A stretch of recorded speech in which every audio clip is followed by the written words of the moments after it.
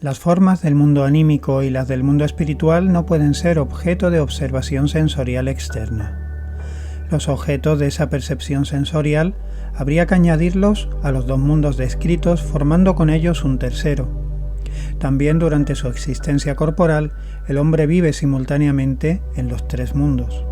Percibe las cosas del mundo sensorial y actúa sobre ellas. Las formas del mundo anímico obran sobre él con sus fuerzas de simpatía y antipatía, y su propia alma provoca oleadas en el mundo anímico mediante sus inclinaciones y rechazos, sus deseos y apetitos. La esencia espiritual de las cosas, sin embargo, se refleja en su mundo de pensamiento, y él mismo, como ser espiritual pensante, es ciudadano y compañero de todo lo que vive en esa región del mundo.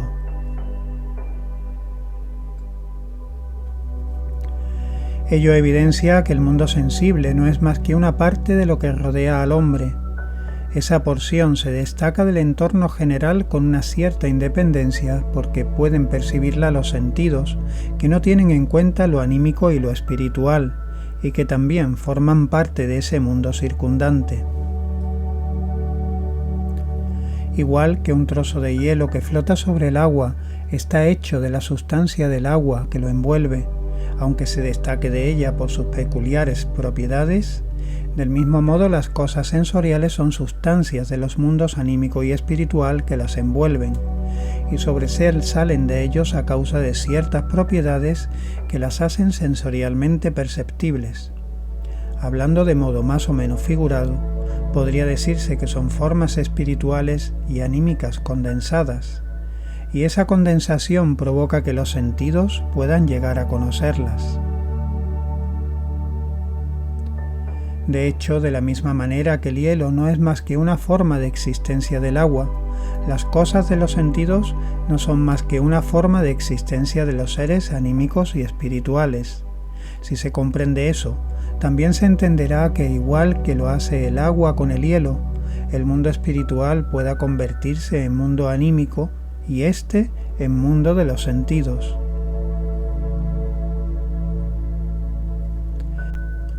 Enfocado desde este punto de vista, se puede descubrir también por qué el hombre es capaz de hacerse pensamientos sobre las cosas sensibles.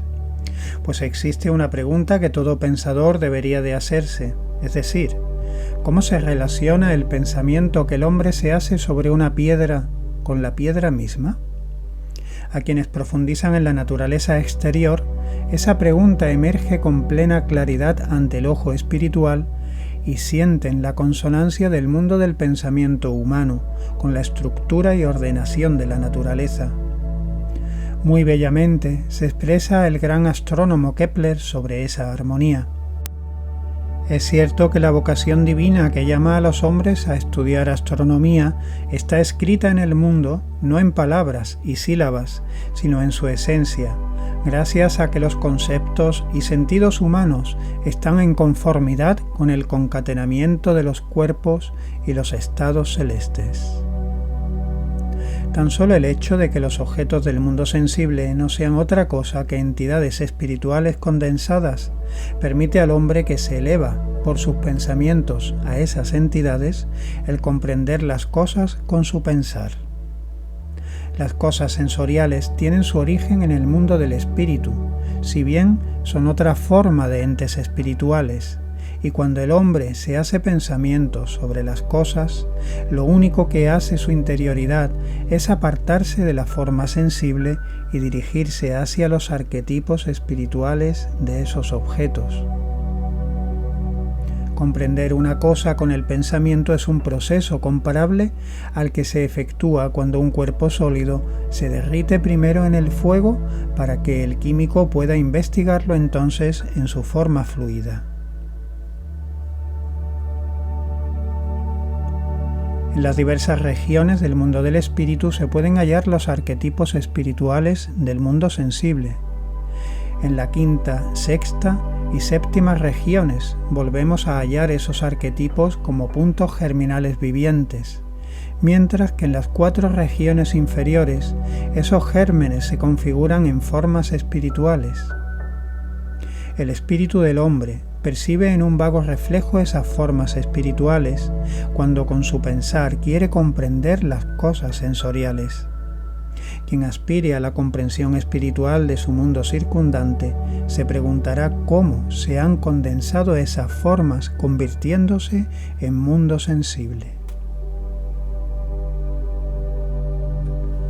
Por lo pronto, para la observación sensorial humana, el mundo que nos circunda se ordena en 4 niveles claramente distinguibles entre sí: el mineral, el vegetal, el animal y el humano. El reino mineral se percibe con los sentidos y se comprende con el pensar. Si pensamos sobre un cuerpo mineral, nos encontramos con 2 aspectos, con el objeto sensible y con el pensamiento. De modo que hemos de hacernos la idea de que ese objeto sensorial es un ente pensamiento condensado. Ahora bien, todo ser mineral actúa sobre el otro de manera exterior, choca con él y lo pone en movimiento, lo calienta, lo ilumina, lo disuelve, etc. Ese modo exterior de obrar se puede expresar en pensamientos. El hombre se va haciendo pensamientos sobre el mundo en que las cosas minerales actúan exteriormente entre sí de acuerdo con unas leyes. Con ello, sus pensamientos aislados se van ampliando para convertirse en una imagen mental de todo el mundo mineral. Y esa imagen de pensamientos es un reflejo del arquetipo de todo el mundo mineral sensorio. Se lo puede encontrar en el mundo espiritual como un todo. En el reino vegetal, además de la acción externa que un objeto ejerce sobre otro, aparecen los fenómenos del crecimiento y la reproducción. La planta crece y genera desde sí misma seres como ella. A lo que se encuentra el hombre en el mundo mineral se le agrega aquí la vida.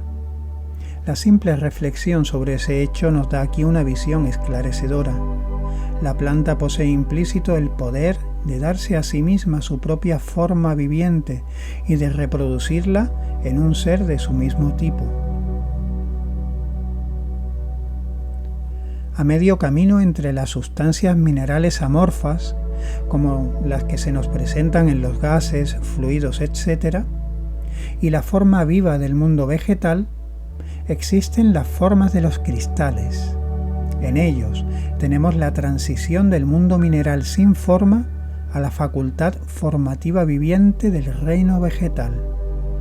En ese proceso formativo sensorial exterior, en ambos reinos, el mineral y el vegetal, hemos de ver la condensación sensorial del proceso puramente espiritual, que tiene lugar cuando los gérmenes espirituales de las 3 regiones superiores del mundo del espíritu se desarrollan en las formas espirituales de las regiones inferiores. Al proceso de cristalización le corresponde en el mundo espiritual como respectivo arquetipo la transformación del germen espiritual sin forma en una forma configurada o estructurada.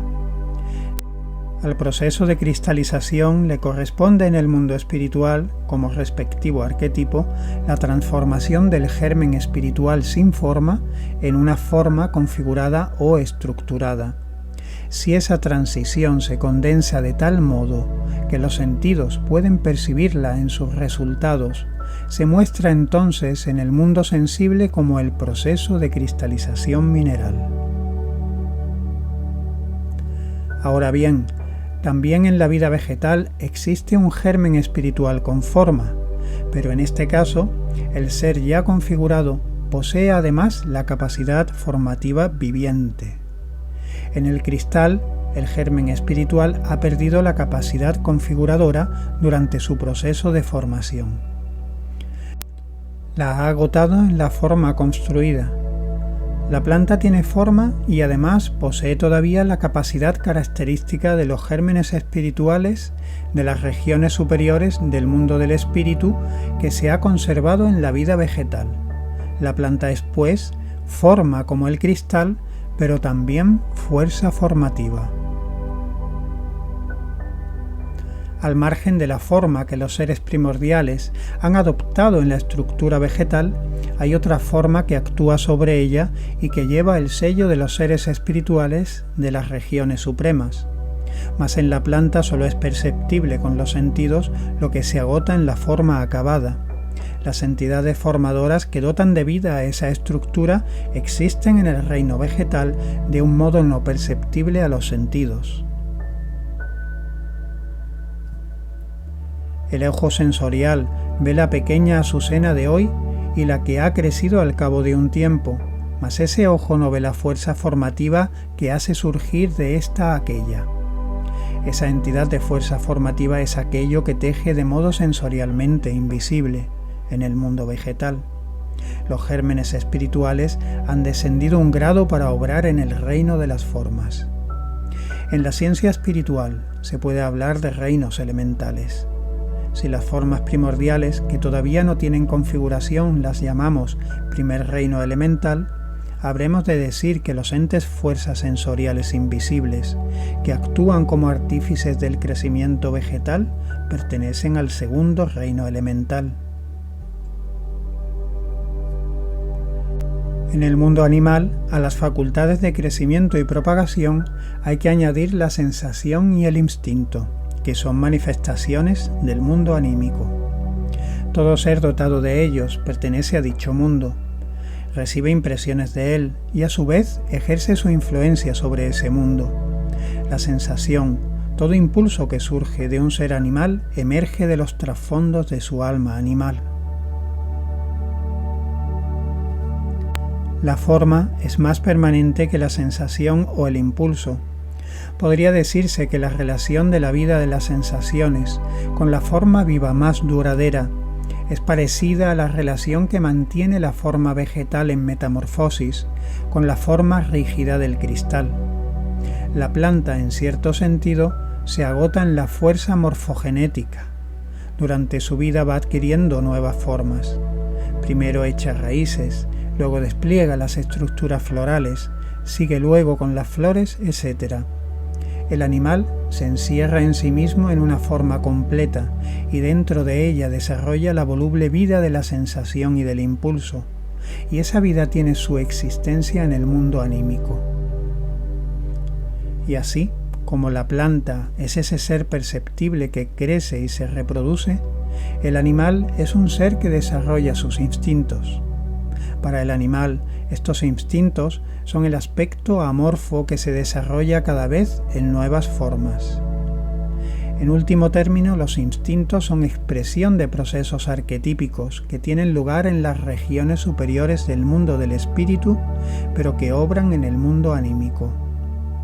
Así pues, en el mundo animal, a los seres fuerza que gobiernan como elemento sensorialmente invisible el crecimiento y la reproducción, se añaden aún otros que han descendido en un grado más hasta el mundo anímico. Así pues, en el mundo animal, a los seres fuerza que gobiernan como elemento sensorialmente invisible el crecimiento y la reproducción, se añaden aún otros que han descendido un grado más hasta el mundo anímico. En el reino animal se hallan presentes como artífices de las sensaciones y los instintos las entidades sin forma que se visten en envolturas anímicas. Son los verdaderos constructores de las formas animales. En la ciencia del espíritu podemos llamar tercer reino elemental a la región a la que pertenecen.